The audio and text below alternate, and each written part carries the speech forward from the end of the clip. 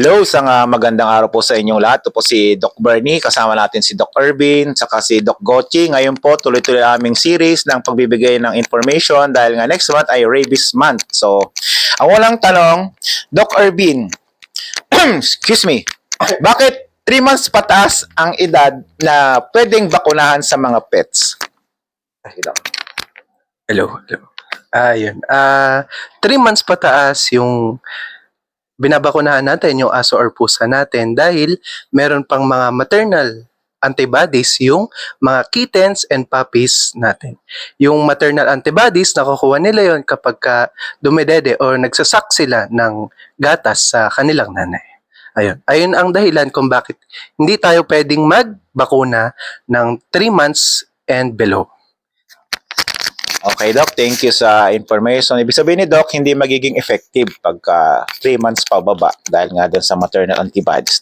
Okay? So, ang next question natin kay Doc Gochi, bakit nga ba bawal ang buntis na bakunahan? Kasi dito kami sa City Vet, hindi namin talaga binabakunahan ang buntis. Doc, bakit nga ba bawal ang buntis? Ayun, una po, dahil buntis nga po yung hayop, meron pong studies na nagsasabi na during pregnancy po mataas ang progesterone levels ng ating mga pets, and then nakaka-effect ito sa pag-absorb ng katawan ng hayop sa anti-rabies. So meaning na hindi rin siya ganoon magiging effective, so sayang lang. Tapos pwede rin ito mag-induce ng stress sa hayop na makakapag-damage din or makaka-affect sa health ng anak nung alaga natin. Kaya mas safe na lang na hindi na sila bakunahan habang buntis. Okay, Doc. Thank you very much. Kasi madalas yan kasing kami kasi hindi kami nagbabakuna nga ng buntis na aso o pusa. Okay? So, ang next question natin kay Doc Irvin. Doc, bakit nga bawal ba paliguan ng aso kapag nabakulahan ng anti-rabies, Doc? Bakit bawal paliguan yung aso or pusa kapag nag-anti-rabies? Katulad nga sinabi ni Doc Gochi, under stress yung ating mga alagang hayop kapag binakunahan. Kapag binakunahan kasi natin, gumagana immune system nila.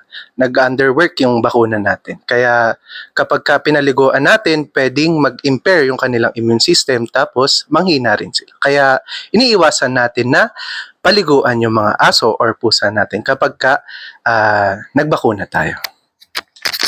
Okay, Doc. Thank you very much. Yan yung mga tanong kasi na to, mga frequently asked questions sa amin. Kaya nililinaw namin para mas maintindihan po ng mga taga-kabanatuan yung tamang information. Ito yung pinakamakulit na tanong lagi sa amin. Ito, sasagutin ni Doc Gochi.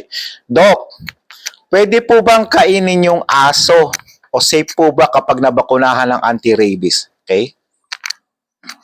Bali, madali lang naman sagutin yan. Hindi natin kinakain ng karne ng aso, unvaccinated o hindi vaccinated. Kung kailangan natin ng ulam, madami tayong alternatives dyan. May mga inihaw na chicken, gano'n na lang. Huwag na lang yung mga alaga nating aso. Ayun, Doc. Gano'n po. Thank you very much, Doc Gochi. So ayan, hopefully at naipaliwanag nilang maigi namin yung information. So yun, tama po yun. Hindi talaga may batas tayong bawal yun, saka hindi talaga tamang kainin yung pets natin. So bukas magbabako ng City Vet sa Mayapyap Sur, kasama ito sa 1 kilometer radius. Tuloy-tuloy lang aming programa para mas lalo nating maiwasan o wala ng rabies dito sa Cabanatuan. Ito po, magandang hapon po, magandang araw sa inyo lahat.